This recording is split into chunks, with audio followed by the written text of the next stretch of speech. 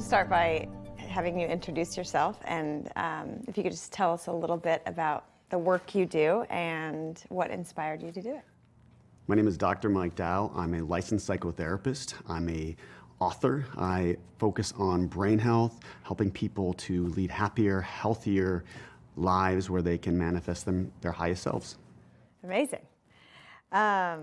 So I've read that you have a story that inspired you from a family member. Do you want to tell me about your brother? Yeah, so my little brother, when we were children, he had a massive stroke.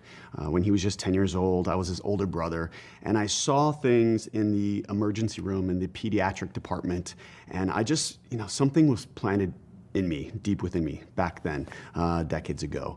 And what I realized is that there was so much in the world that I couldn't control, but there was so much that I wanted to do to help. And so I started to volunteer with disabled children who were suffering from something, HIV positive kids, kids who were homeless, or the children of homeless parents.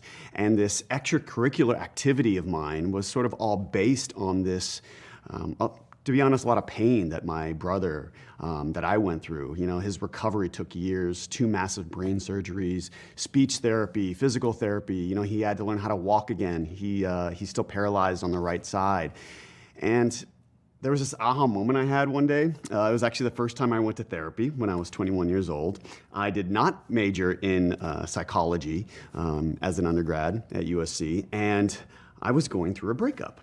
And I was volunteering on the weekends, so I thought that I was going to, be an entertainment attorney or a businessman, and that I would have this passion on the weekends, and I would volunteer, whether I was at a camp for kids, kids living with HIV, grieving kids. And then I went to therapy for the first time. And I was sitting in that chair, and about 7 minutes into the session, I just knew it. I'm like, this is what I want to do with my life. I didn't see that therapist very often. But it was just aha moment where I just thought, oh, right, I could actually do what she's doing and help people as a full-time job. That's a dream job. So then I went back to school, all the prerequisites that I didn't take, statistics and all these things you have to take. And then I got a master's and a doctorate. And now my favorite thing in my practice, and what I'm so passionate about, is hypnotherapy, which is sort of this new passion of mine that I discovered just a few years ago. So just a little bit more about your brother, because his brain, they probably didn't have a very good prognosis for him at age 10, but it seems like he did all the work and he's come, healed and recovered and transformed in leaps and bounds. So can you just kind of describe what it took to do the impossible, what he did, what did his healing journey look like, and what did you learn from it? Yeah, my brother's healing journey was really long and difficult, and I'll never forget when one of the physicians at the ER at the time, early in his recovery, it was a massive stroke. I mean, if you look at his brain scans, it's like half of his brain is now just dead, gone. And one physician told us, with this stroke, you should just put him in a nursing home for the rest of his life. He'll never have a normal life. He's basically just going to need supportive care for the rest of his life. And he told us, just give up. And then we had this other pediatrician who was incredible. And she gave my brother this watch when he left, and it was time for him to be life flighted to this other hospital for the rest of his treatment. And it was a G.I. Joe watch. And she told my brother, this journey for you, you're going to have to fight. It's going to be hard, and so I'm giving you this watch so that every day that you can remember that you have to fight for your recovery. And I watched my brother, and it was hard, And at the time, my father was a physician, so he was researching all these things and putting him on fish oil, which at the time a lot of people thought was snake oil. When my dad, the research that he was doing, of course, in the brain, which is now my field of expertise, they were finding that, oh, wow, there's something about these omega-3s that really help the brain to heal. So if we pair that with, intense therapy, physical therapy, he did this experimental constraint therapy at another hospital. And today, my brother, he drives, he walks, and recently he saw a new neurologist in Las Vegas, and he walked into the office, and this neurologist said he had had his scans and his whole, history charts.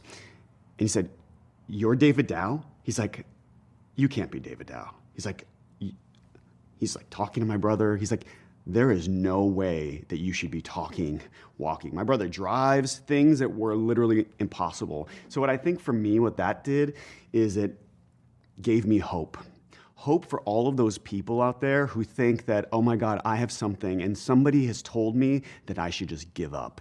Well, I know in my family, when you don't give up, it was the difference between living in a nursing home for the rest of his life and having a fully independent life. He's in a relationship. He just got off the plane from an international trip by himself, things that were unfathomable back then.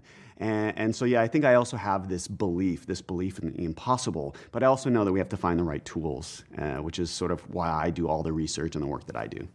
Exactly. So, yeah, you've got to have that responsibility to say, and that determination and that commitment, because it is hard work oftentimes to heal something that some people might think is incurable or irreversible, but then also be supported by the love and the research and the different tools in your toolbox to, heal the brain, heal the body. Yeah. So you just wrote a book called Your Subconscious Brain Can Change Your Life. Yes. And can you tell us a little bit about that? Because, in Heal, Bruce Lipton talks about epigenetics, and our subconscious beliefs really inform how we look at life, and how we look at life then informs when we're going into stress response, et cetera. So can you talk about the subconscious mind and what it can do to the subconscious mind, Yeah. and it can do so much, and there is so much richness and so many things, even the furnishings in this room, the color, as an example. There are so many things that are functioning underneath our conscious awareness that affect our mood, and we're not even aware of it, right? But of course, hypnosis takes that to the next level, because now it's sort of this direct path into the subconscious. I got my brain scan. So remember that old commercial, this is your brain on drugs? Yes. Well, I got a scan that was, this is my brain on hypnosis. I got a SPECT and an EEG. So we could see the difference in brain waves in the EEG and also blood flow and activity in the SPECT scan. A lot of people think that hypnosis is for Vegas. It's going to make you brainwashed, and you're going to bark like a dog, and you're going to embarrass yourself. But really, the theta brain waves that you could see in my EEG allow me to do so many things to help people heal. I think there's so many people walking around with trauma, both major trauma, capital T trauma, and also these little traumas, T with a small t.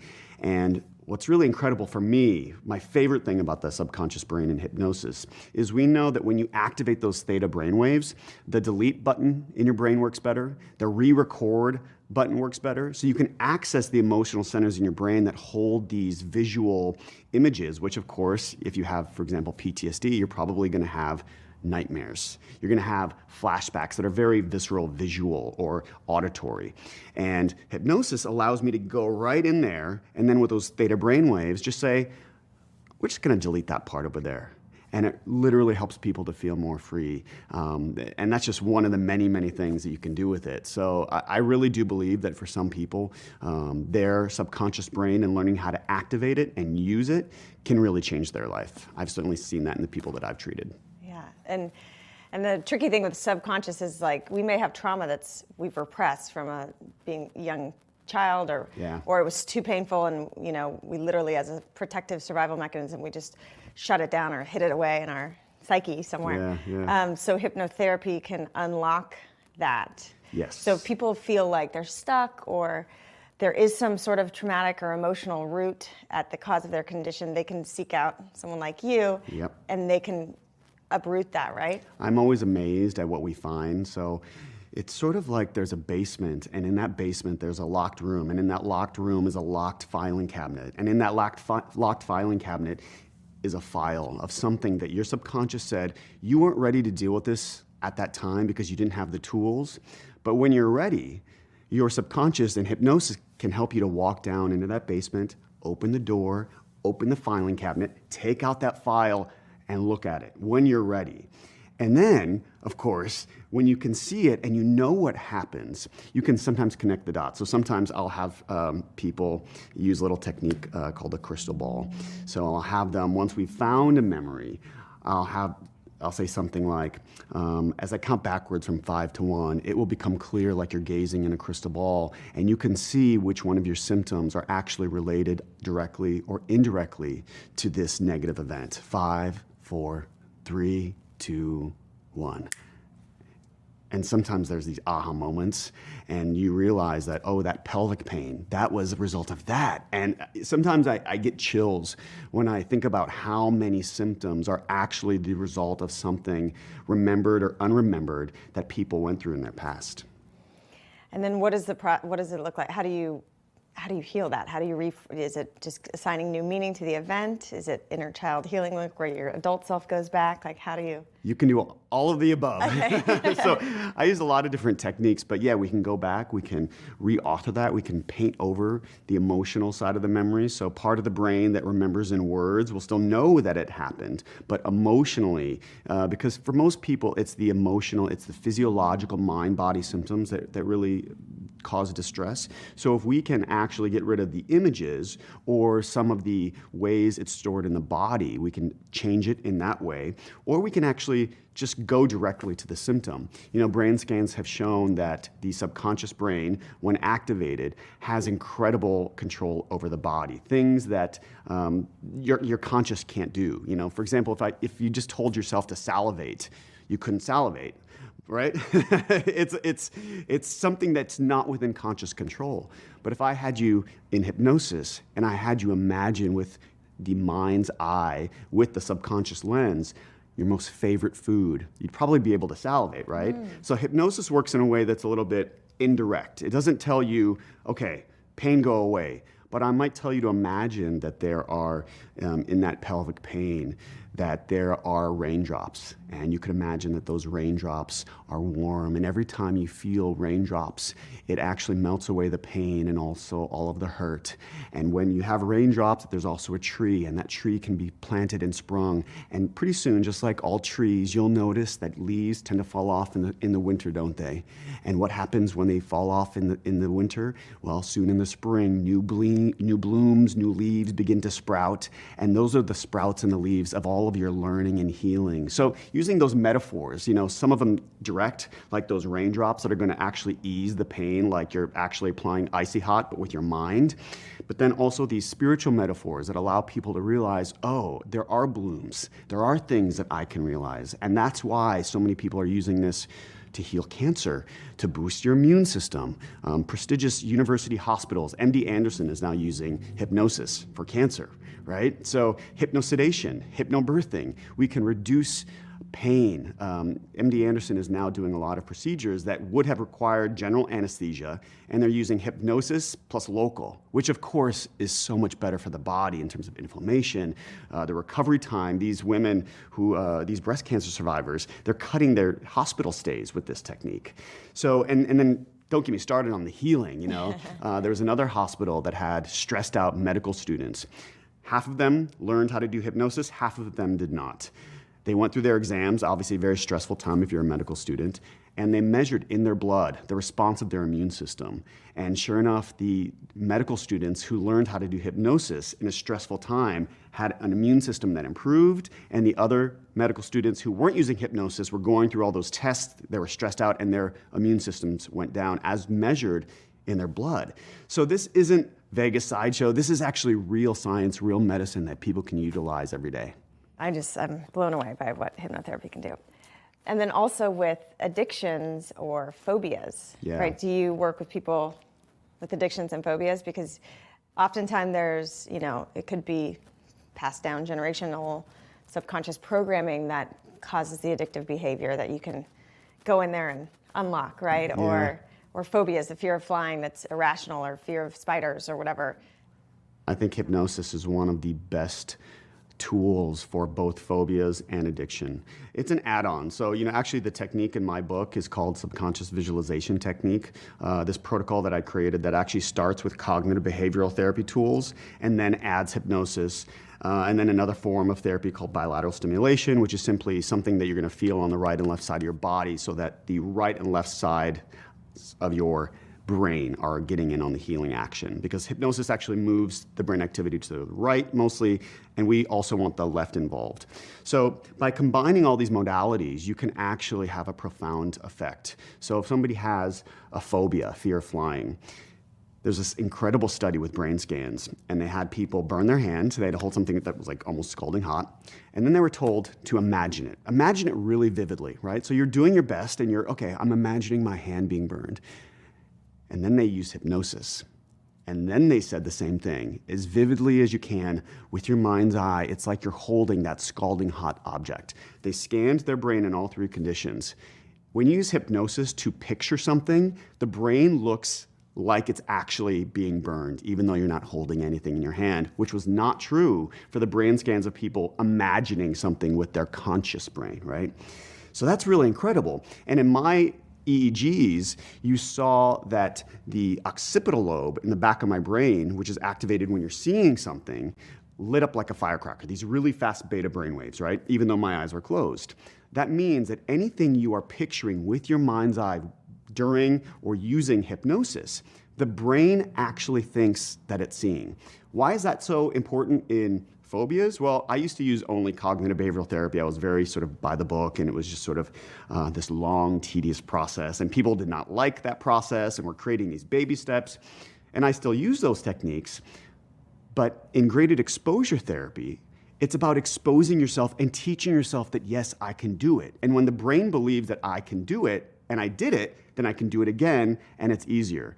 Well, if you trick the brain into thinking that you are sitting on that airplane and you're taking off, actually getting on that airplane is now exponentially easier, because on some level, you've already exposed yourself to that, and you have tricked the brain into thinking you are doing whatever you visualize. And the deeper the hypnosis, the deeper the trance, the more it actually starts to feel real, right?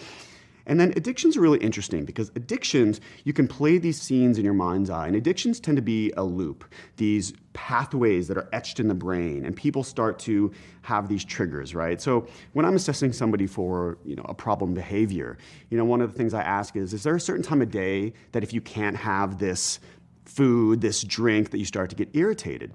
That's because this pathway, right?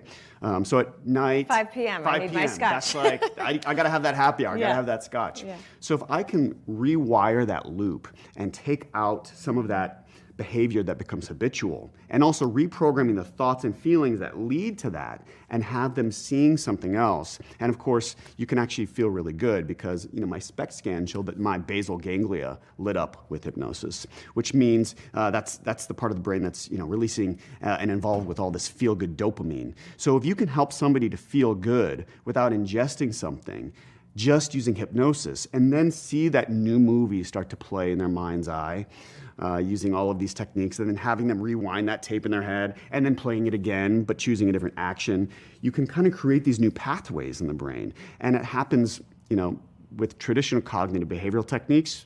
It works, but it takes a long time, a lot of sessions. Hypnosis, it tends to just be pretty rapid. And, for example, something as common as weight loss. In all of the studies in this meta-analysis, they found that cognitive behavioral therapy worked to help people lose weight, but in all of the studies where they added hypnosis to the cognitive behavioral therapy, those subjects lost twice as much weight. So now it's sort of using these conscious techniques and also adding the subconscious to give you the maximum effect, which I love. Yeah, it's supercharged. Yeah. So talk to us about what the brain, and your brother was able to, through all these different therapies and that G.I. Joe watch, heal a lot of his brain and online it and onboard it again. Tell us what's possible in brain health. I know you talk about brain fog, and you can fix it in 3 weeks. Yep. Yeah. Yep. With Alzheimer's, is it possible to reverse? Omega-3s can heal the brain. Talk to us just about what is possible with the human brain. The human brain is the most incredible, magical entity on the face of the planet, in my opinion. I think it's our most precious organ. I mean, what other organ affects every decision that we make, our personality, who we are? And, we all have these brains that are, even if you're just an average person without any major disease present, our brains are all aging, which means that they're shrinking, which is not a good thing, right? We know that sugar shrinks the brain. We know that stress can shrink the brain. But we also know that there is so much that is possible. And when you look at these people who have done incredible things, I studied a form of hypnosis called Ericksonian hypnosis based off the work of psychiatrist Dr. Milton Erickson, who, because of a childhood illness, was paralyzed. But then in his own hypnosis work would see himself learning how to walk again, which is how he then taught himself how to walk again, right? So my brother's case, using omega-3s plus therapy, looking at what works from around the world, curry in India, which probably has something to do with the fact that people in rural India have a fraction of the Alzheimer's disease that we have here. So it's putting together all these modalities, it's putting together food, it's putting together, therapies that work, if it's a stroke survivor, it's physical speech therapy, and then doing really fun things. So right now my brother online, my mom and him formed this nonprofit for other stroke survivors. They do aphasia Jeopardy.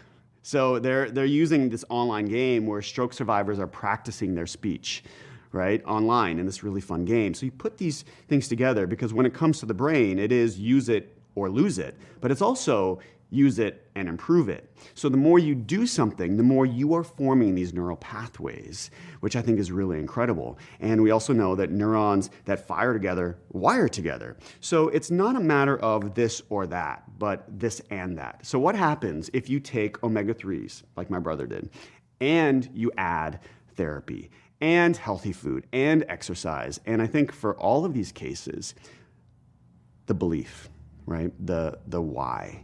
And if you can add that belief, that why that's at your core, in your heart, when you have to go to physical therapy again and you're sitting in that hospital bed, or you're struggling with Lyme disease or fibromyalgia and everything hurts, it's that why. And when you have the why, then you use all of these techniques, your diet, exercise, lifestyle. I mean, we know that lifestyle 10 years ago, 20 years ago, they were afraid when antidepressants first came out, the SSRIs, that it was going to be designer moods, that people were just going to pop these pills and they'd make everybody feel so good that I could feel any way I want. That was going to be dangerous. Well, we know that that is not the case. They don't make people instantly feel a certain way. And we also know that lifestyle interventions, food, just in the past few years, we used to know that the Mediterranean, or the diet that I follow, which is a Mediterranean diet, which is light keto and intermittent fasting and fasted workouts plus Mediterranean, that high omega-3 Mediterranean diet doesn't just prevent depression, but in a groundbreaking study that was just published in the past few years, this diet treats not minor depression, major depressive disorder with diet. 20 years ago, that would have been like, oh, that's hogwash. That's not true. Maybe it can help a little, but that can't be a treatment, can it? Well, yes, it can, right? So I think we are starting to shift in our world that when at all possible, we should look for those effective, evidence-based herbs, supplements, foods, turmeric and curry, omega-3 and wild salmon, blueberries, which have, we think looking at research, there's something in blueberries that those antioxidants that cross the blood-brain barrier, because people who eat blueberries tend to have much less dementia later in life. The brain is also tricky because the body knows the brain is so precious. So it has this blood-brain barrier around it to keep toxins out, which also keeps a lot of the healing stuff out. So we have to know through research, okay, what are the kinds of things that are making their way into the brain? We think blueberries, yes. Omega-3s clearly have an effect. A lot of the foods rich in B vitamins, yes. And it's really just exciting. And, speaking of epigenetics and looking at how, our genes load the gun, but our environment pulls the trigger, or even when that trigger has been pulled and a gene has been expressed, you can turn that off through your lifestyle, through what you're doing. Psychotherapy, meditation, foods, exercise. We know that genes can be turned on or off, expressed or dormant all the time. My own genetic testing showed me a lot of things that I knew I had a feeling were true. And I know that I have certain genes that I have to be careful for. I have very poor genes for detoxification. So have some detox tea next to me, and I know that I have to eat more broccoli, cauliflower, Brussels sprouts, along with onion and garlic, which can help my body, which has these genes that are deficient, to do something that will help my long-term health. And I think we're just sort of in this era where there's so much information and there's so much power, that we have so much power each and every day if we have the motivation to wake up and do the things we know that we need to do. Amen. Preaching to the choir with you. Amen. Hallelujah. Yeah, exactly. So it's learning how to optimize that environment for you specifically. There's no cookie cutter. You know, we all come from different backgrounds, are exposed to different toxins, different environments, different ancestral belief systems, whatever. Yeah. Can I say one thing before it leaves my mind? Yeah. The most important number in a study is 1. N equals 1. So you look at all these large-scale studies, and you have a large sample size. And if you have an elusive condition, fibromyalgia, Lyme disease, restless legs, right? Something that, you know, there's controversy about, and some people don't believe in that disease. And they look at these studies, and there are 400 people in that study. Those people all have different genes. So the most important number isn't having a large study. Large studies are great, don't get me wrong. But at the end of the day, if a study had 2,000 people, 1,000 people, 10,000 people, the only person that really matters to you, for you, or me, for me, or somebody who's suffering is N equals 1. Because if you have genes that they don't have, and you have that gene that is so different, then even the most robust, well-designed study isn't going to give you the information, which I think applies to so many people who need to heal, because they go to, you know, a traditional practitioner and they're told that they're crazy and that this is the only option. Well, maybe for 999 people, but sometimes not for one. Yeah. And that's the trick, right? It's finding out what is that right formula for you. Yeah. You know, and it's that's why things like meditation are quieting your mind so that you can listen to that inner guidance and asking the questions, and then the people will appear like, oh, hypnotherapy. Oh, I resonate with that. I'm going to try that. Or, you know, so you have to become your own research project, right? Yeah, I always tell people that I treat, you're the expert of you at the end of the day. You know, I write books, I do a lot of research, but at the end of the day, you are the true expert of you. And your feelings are information.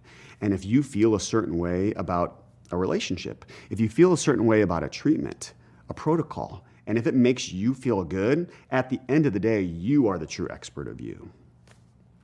Love that. So, practical tools for people. What are some practical tools that you give to your clients or people that you work with to take home so that they can, you know, do these practices and exercise these muscles and improve their own lives once you've worked with them? One of my favorite little tricks with hypnosis is I always build a bridge, and I create a little button on their dominant finger, on their index finger, that they can press with their thumb. And I have them imagining that, you know, it doesn't matter what it's for. So it could be for trauma, for cancer, for immune boost, for migraines, for fibromyalgia, for any of these conditions that are so elusive to treat and that modern medicine doesn't treat very well. I have them imagine energies, feelings, aha moments, insights. It could be pain relief. It could be your own inner pharmacy drip of your own personal morphine in your own brain, because we have these natural morphine-like substances in our brain, right, and in our body. So I help them to imagine that there's that button, and that everything that we do in a practice that sometimes will last 30 or 40 minutes, that they're all moving down the arm into that finger. And then whenever they need a little boost of that in their waking life, you know, really discreetly, if they're nervous speaking in public and they're at the boardroom and they're about to go up, they just press it. And a remembering happens, right, in the brain. Just like if I imagine myself really happy, as we saw in my SPECT scans, my basal ganglia was lighting up because I was imagining myself at this beach that my mom used to take me as a little boy, right? And we saw it was a real response in my brain, just like if I was going to that beach with my mom today. So by the same token, if we can remember things, we can actually install these little buttons that I give people that I treat. And you know, I think it's just such a great little hack that we can actually take a little bit of what we do so that it's not, you know, a 50-hour practice once a week, but something that you can take with you into your conscious, waking, everyday life. So, things like bipolar, manic depression, anything in that realm, depression, anxiety, ADHD, are these things treatable without medication? And if so, where does one begin? That's a really big question. Are these more major psychiatric conditions treatable without medication? For some people, yes. For other people, no. We also know that in some cases, toxins, we know that some children are more sensitive to food dyes, and sometimes that can cause hyperactivity, and some children aren't, right? Going back to that 1 is the most important number, we are also unique and different. And sometimes the brain, looking at that study that proved that the Mediterranean diet can treat major depression, like bipolar disorder. Major depressive disorder is a polar disorder, meaning you're fine and then the bottom falls out and you're fine again. Bipolar disorder is the same thing. It's just now you have an up that accompanies those downs, and the downs usually last longer, and sometimes this can go on for years. But we know, I think people go about it the wrong way. I think a lot of people, there are all these schools, and if somebody's traditional, that's traditional, and it's medication and medication only. And if you're integrative, if you believe in psychotherapy, if you believe in nutrition, if you believe in Chinese medicine, there's all these sort of schools of thought. And I really believe in this whole person-centered model of care. Mind, body, spirit, biopsychosocial, spiritual treatment, wellness models. And I think a lot of us go right to here's an FDA-approved medication. I'm going to go to that first. Maybe if that person is feeling really, if they're suicidal, maybe if it's just so bad that, there needs to be something right away. Acute, yeah. Acute, great, awesome. But so many other times we can start with, lifestyle, diet, exercise, and study after study, when they compare those antidepressants, those prescription ones, to exercise always outperforms the antidepressants. So there's something to lifestyle. There's something about increasing blood flow to your body. There's something about the omega-3s, especially high EPA omega-3s, which in one large head-to-head study were as effective as those prescription antidepressants, right? So I think if we can start by adding, and then when we need something like a really heavy hitter, great. And I also believe in some of these new heavy hitters, like putting magnets on your brain, which is now an FDA-approved treatment for depression, transcranial magnetic stimulation, which works better than the antidepressants without the side effects. So could somebody combine a Mediterranean diet with hypnosis, cognitive behavioral therapy, exercise, and then if they needed it, TMS, transcranial magnetic stimulation, and not have to use prescription antidepressants at all? A lot of people with these disorders, let me tell you, I've treated a lot of people with bipolar 1 disorder, some really severe personality disorders.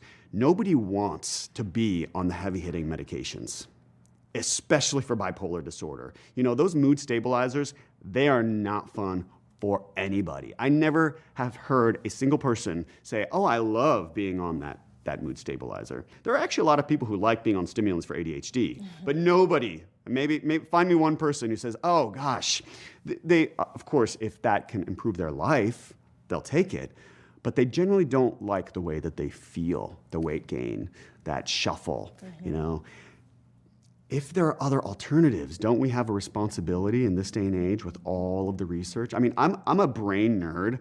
I go so down into rabbit holes, and when I find a study, my partner's an ER doctor, and I'll say, Chris, oh my God, did you see this study that was just published? That's crazy. That this supplement, that this form of this B vitamin was as effective in treating this mental illness. And so he's a nerd too, so we can sort of nerd out on that. But I think it's really exciting, and a lot of people don't have access to those tools, which is why I write so many books on brain health. And people all the time, educated people, say, is that true? Was that really published? I'm like, yeah, it's in my notes, it's in my bib. So yeah, that was a published, well-respected journal that it was published in. Is hypnosis really more effective in treating IBS than prescription medication? Yeah, it is, and it was published in a really respected peer-reviewed journal. So I think when I find these, I geek out, and I feel like I have to share them with the world, which is why I have to write my books, and I like to do shows to spread information. I believe that media can be a really wonderful way of spreading knowledge, because at the end of the day, knowledge is power when it comes to health, because obviously health is the most important form of wealth. Agree, 100%. There's also a certain element with, and this is not to get into judgment, but it's almost, if you're stuck in that victim mentality, maybe because you have suppressed past trauma or whatever, it's easier to just pop a pill and not change your diet. Not drag yourself, to go get the blood moving, even if it's just for a walk, So what do you see as far as like the need for taking responsibility for your health and how you got to break out of that victim mentality to get real healing rather than just symptom management? This is such a great question, and it goes to something really deep. And it goes to that, what I call negative self-hypnosis. Even if somebody has never experienced self-hypnosis or hypnosis of any sort, we start to talk to ourselves. Our brain has these beliefs, and if we are sick, if we have something, and we are a survivor of whatever it may be, our brains will start to look for evidence that we are sick. And even Western medicine, which is a symptom-based model, which is really wonderful if you're in the ER, but not so wonderful out in the waking world, because what does symptom-based medicine teach the brain to do? It's teaching you to look not for evidence of wellness, but evidence of disease. So if you tell the brain, red, red, red, red, red, and you look on the room, I see a red coat over there, but it didn't change the fact that that red was always there. What happens when you say green, green, green? That selective attention in the brain starts to look for that.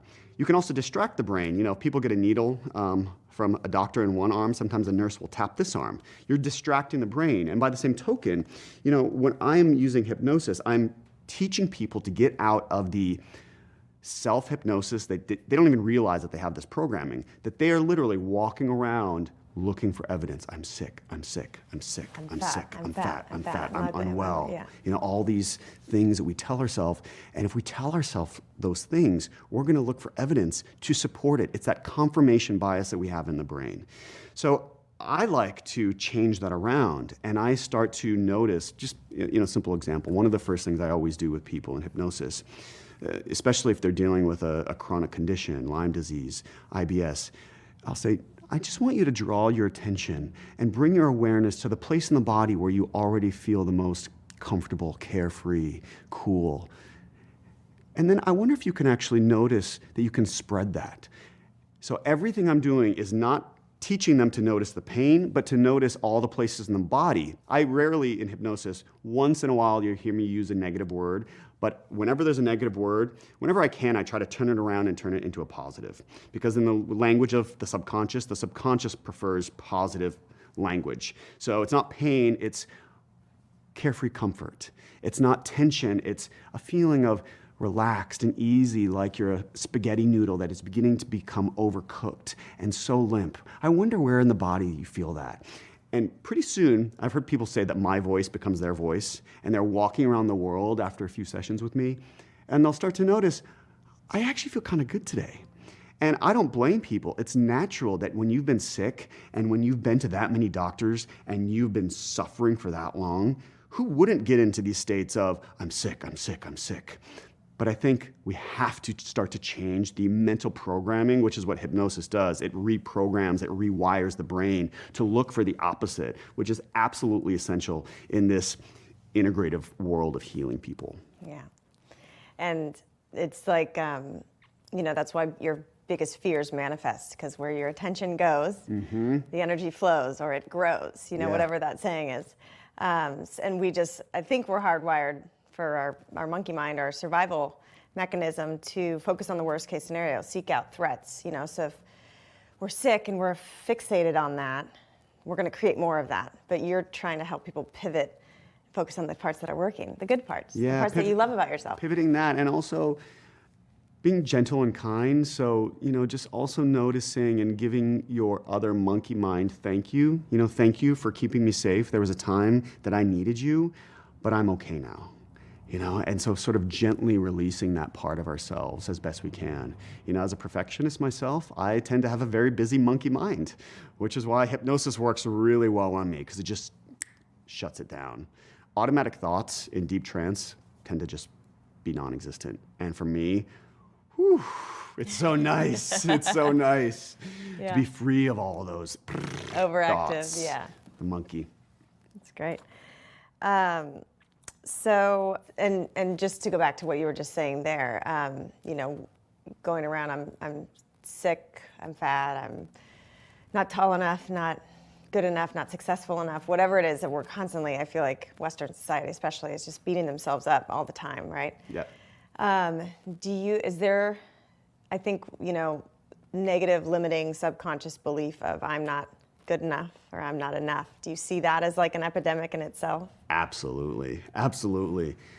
I think it's getting worse. You know, I think it's disturbing that a recent study found that 1 in 3 preteens screened at an ER, in an ER setting, were positive for suicidal ideation.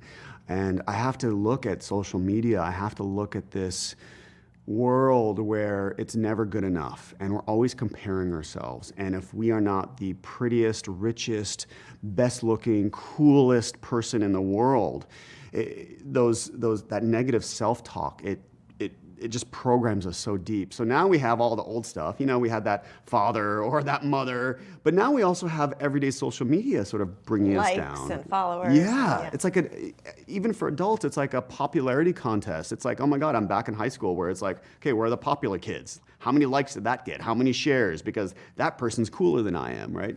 And so I think that we have to go back and we have to sort of go and ride that train and look for all of the evidence and whose voice is that. You know, when was the first time you remember hearing that? Of course, hypnosis can help people to access memories that they forgot. So sometimes it's an aha moment, or sometimes it's just a reminder, oh, that's my dad's voice. You're not good enough. You have to be perfect. If it's not perfect, it's not good enough, right? That's sort of my programming. You know, it was that my father always told me, when you're a doctor, I remember being 7, when you're a doctor, B's aren't good enough.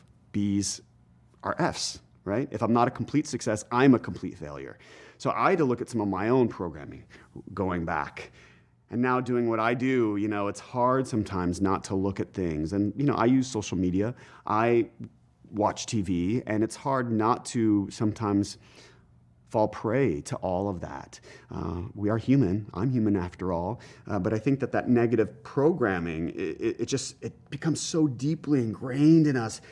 And so we have to reprogram it. We have to look for the evidence that we are good enough, our strengths, what makes us who we are, finding those, you know. So sometimes I take people backwards in time, and then I have them float forward in time to see what they will create with that inherently lovable, worthy self. It's one of the words I use a lot, and I've had people become tearful or cry when I say, my words will become your words.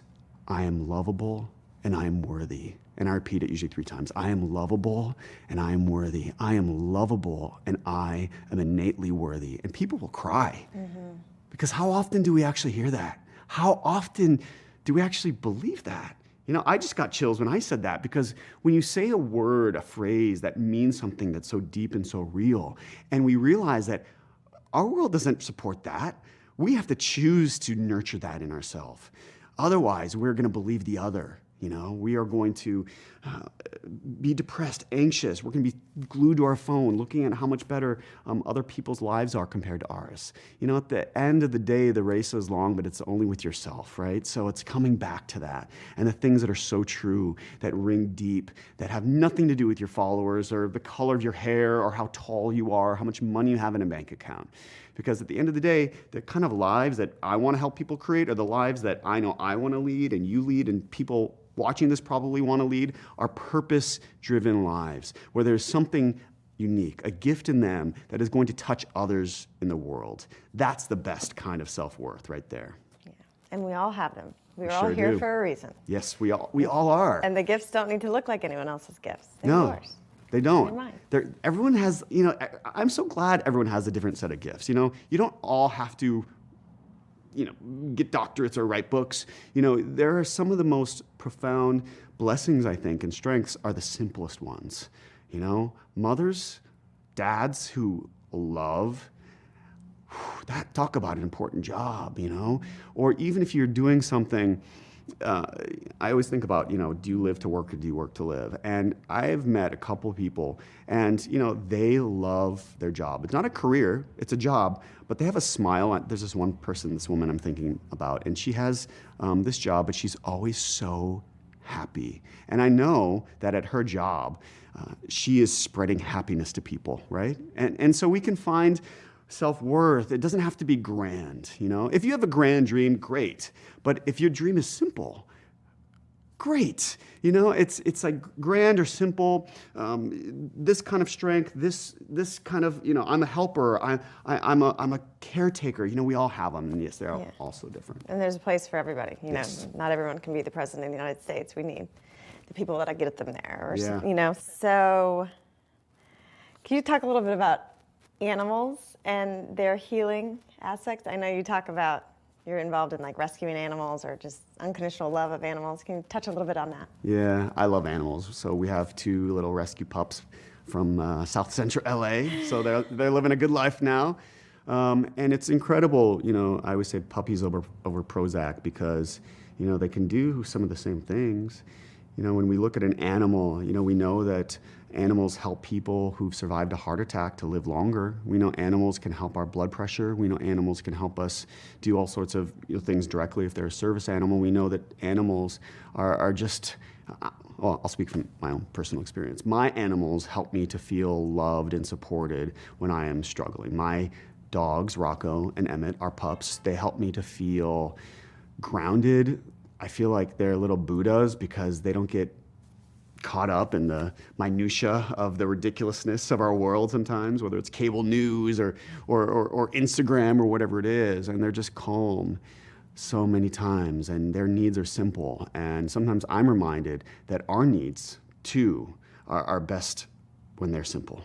And when we can be reminded of the simplicity of our basic needs and, becoming that little Buddha, that little Rocco or Emmett or whoever that little Rocco or Emmett is for you, embodying that as we move around this world. I love that.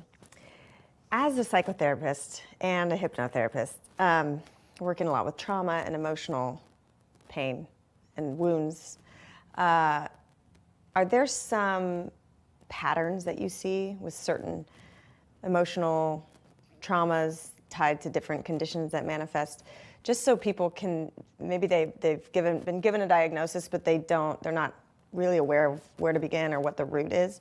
Someone once told me that MS, to them and the people they worked with, he calls it must scream, because there's a lot of anger that he's seen in not that that's a universal truth, but are there any patterns that you've witnessed with emotional or traumatic wounds? Yeah, I think there are a lot of patterns that I see. Sometimes they're surprising, so they don't always fit into this, but it's quite clear to me when we look at people who are survivors of trauma.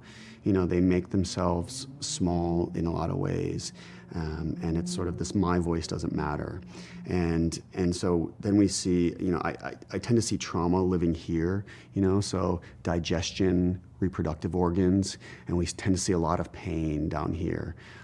Stress, I think, for a lot of people lives up here. A lot of women with migraines, it is that I'm overwhelmed. I can't do it all. I need to get away. I think a lot of people carry things in their lungs and their heart that have to do with feeling constricted. Even in the throat, in your heart, in your lungs, here in this middle part of the body, tends to be a lot of not being free and constricted. The subconscious is really interesting. We talk to the subconscious in a way that's indirect, using metaphor for these different parts of the body. Allowing pain to not only becoming aware of what that is about, but also using images. So if it's cancer, it could be armadillos, and your immune system are white knights. If it's pain during intercourse, it could be, it depends on if the pain is burning or stabbing. But if it's a burning, stabbing pain, it could be something that's going to be dissolved, that starts to feel like warm honey. And the more you center your heart, the more you can feel that warm honey is almost sort of healing every cell and every molecule in your body. So there's all these images, and yet it's interesting because sometimes the subconscious can take things very literally. So I'm trying to think of an expression.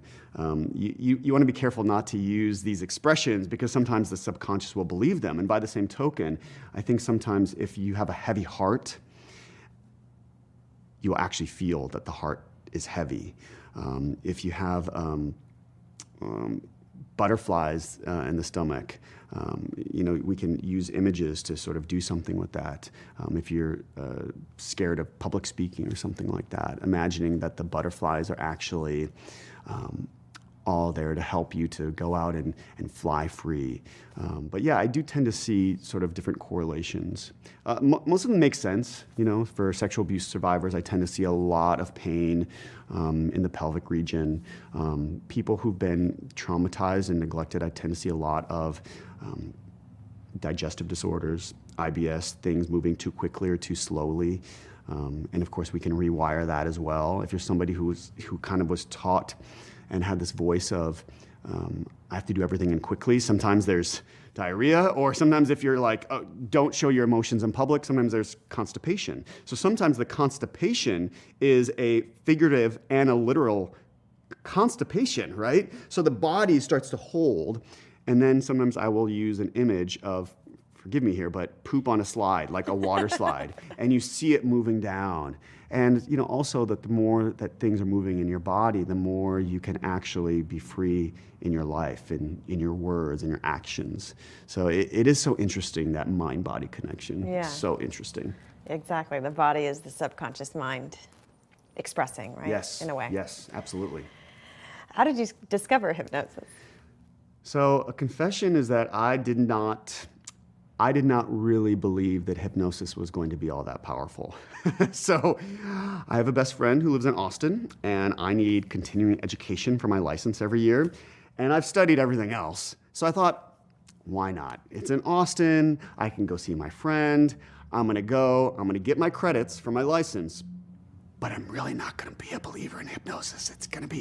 I wouldn't ever really use it. It's probably not going to be all that great. And then the first day, there was this dentist who was one of our professors, and she had this voice, and she started to demonstrate in the lecture format. And I started to, even when she was demonstrating things, I started to feel a little, oh God, that's so soothing. And I would sort of just be instantly transported into this, like when somebody's talking and you get like chills. I kind of got that feeling, and I thought, okay, that's interesting. And then we had to go into practicum where we pair off.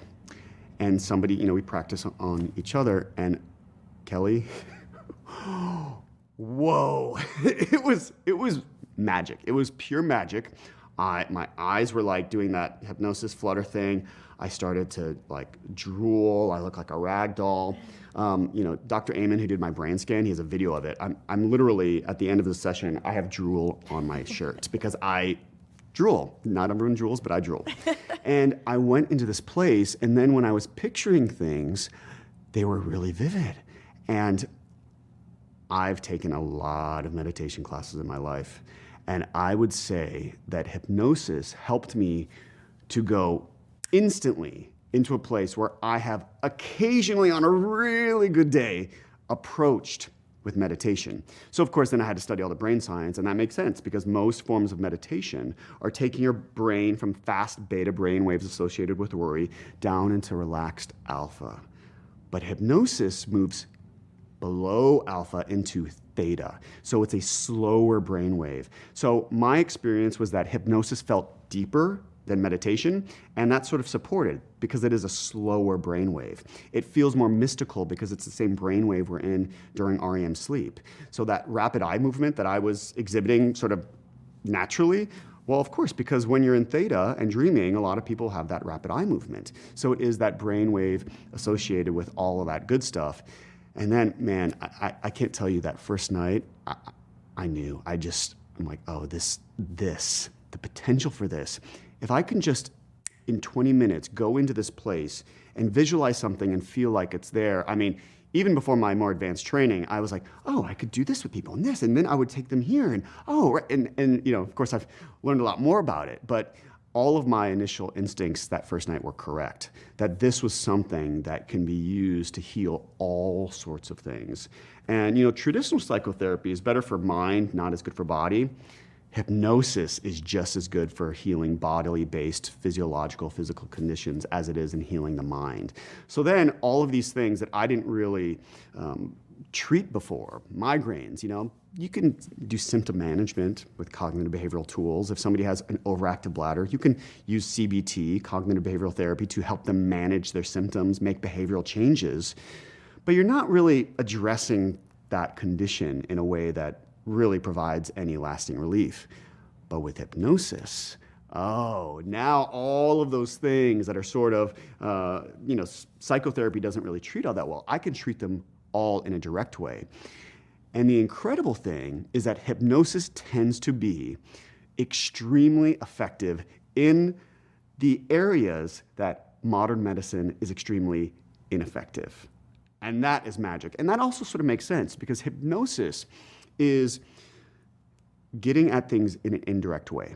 So if there's something that you can consciously correct, that's not something that your subconscious is going to do very well. So if you have spinal meningitis, like I had one year when I was in college, bacterial spinal meningitis, that's probably something that should be treated very directly with a very strong antibiotic. But if it's something that is indirect, if it's painful bladder, if it's overactive bladder, if it's IBS. More like chronic. Chronic, anything that's chronic, which has a lot to do with, I compare this to a crock pot. So all of these conditions tend to be a crock pot that have been cooking for years. So was it your stress response? Yeah. Was it those stress hormones and possibly exposure to a pathogen that then created this crock pot that has been stewing with 100 ingredients that created disease? Any of those illnesses that are a 100 ingredient crock pot recipe, do you think that we can cure something with one ingredient, with something that complex? Probably not. So all of those, what I call those crock pot diseases, those diseases where it was, yes, I was bit by this tick, and I had this going on in my life, and I had a childhood where I was not supported or cared for, I was neglected. So you put all of these things together and disease, taking that apart, you're probably gonna have to take it apart and create a new stew. And hypnosis is certainly one of the ingredients that I find to be extremely potent. Functional medicine, Chinese medicine, nutrition, exercise, diet. You got to take a crock pot approach. Yeah. To undo the crock pot. That's right. That's right. Forget chronic. It should be crock pot. It's complex. It's multifaceted. Yeah. I feel like for a lot of, especially mental health issues, we're inundated with these frankenfoods and food-like substances and toxins and pesticides. How important, I feel like it's really important to have just a baseline, good, healthy gut before we can even see what's going on in the mind. And I feel like, healthy gut, healthy brain, can you talk about that a little bit? Oh, yeah. I mean, so many of our feel-good neurotransmitters are birthed in our gut, and that two-way communication between gut and brain, and looking at how serotonin and acetylcholine and GABA are all manufactured, which is all, we need those probiotics, we need prebiotics in our diet, and we know that the modern Western American diet is anything but rich with all of these probiotics and prebiotics that are going to help your gut to naturally, with all that good gut bacteria, make those feel-good chemicals. What we also know is that when it comes to, a lot of people are now taking these supplements, but if your mind, body aren't ready in the right state to receive those supplements, your body will actually kill those supplements. So let me tell you an example of what I mean.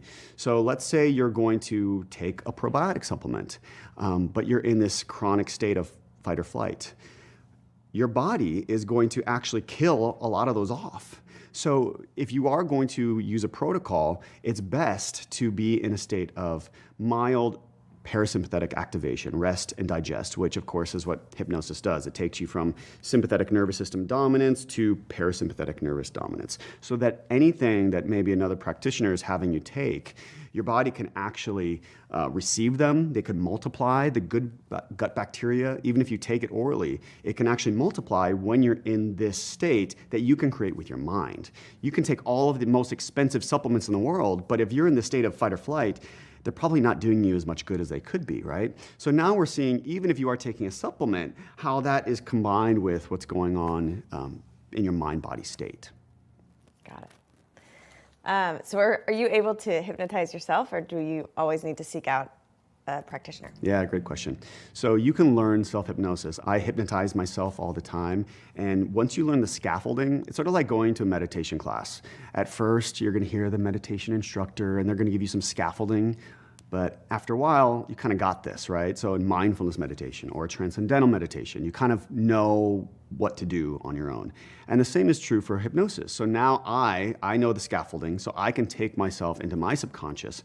I can plant positive suggestions for myself that are specific to what I need today, which is great because then whenever you're in your life, one of the reasons I chose to, in my hypnosis book, print the scripts in addition to the audio track is because a lot of people are visual learners. So if you see the script, you kind of see the format. You're like, oh, I see what he's doing here. Oh, okay, so after this step is this step. After this step is this step. If you can memorize that or have an idea of it, then the scaffolding can come away and you can do that for yourself. So in the beginning, I think it's best to be hypnotized, although all hypnosis is really self-hypnosis. It's sort of if you go to a meditation class, that teacher is not meditating you. You're actually meditating for yourself. So by the same token, all hypnosis is self-hypnosis. So once you get a hang of it, you can actually use it as a self-guided practice. That's amazing. Yeah, just like meditation, breath work. You must seek out the proper instruction, and then you can go take your instrument home with you and yeah, that's right. Continue the practice. Yep. It's great. So in hypnosis or hypnotherapy, do you need to know what the issue is going in, or the negative belief or event? Yeah. Or is it a discovery process that you dig out while you're in there? Yeah, so unlike other forms, my technique, which is called subconscious visualization technique, there's 7 steps, and the first one is actually a conscious assessment. There are 7 pitfall thought patterns in cognitive behavioral therapy, so looking at polarized thinking, permanence, paralysis by analysis. I have people, before we use the subconscious brain, I have them identify which of the 7 are causing them a lot of problems in their life. So people with chronic illness, they tend to struggle a lot with permanence. They also tend to struggle a lot with pessimistic, catastrophic, worst case scenario thinking, right? So we'll usually identify that those are probably the 2 most common when it comes to chronic illness. Then we go under with hypnosis. Then I start the trance. Now, sometimes other things will come up. Sometimes it's the origin of those voices, and people were surprised to learn how deep-rooted they were, and that it was a voice, a belief that was planted in their family, either through words or what was acted out when they were 4, 5, 6, 7, 8. Other times, new negative beliefs or problems can pop up as well. But yes, I tend to start with this conscious assessment of the thought patterns holding you back, which is sort of how I blend cognitive behavioral tools with hypnosis, whereas most people tend to be one or the other.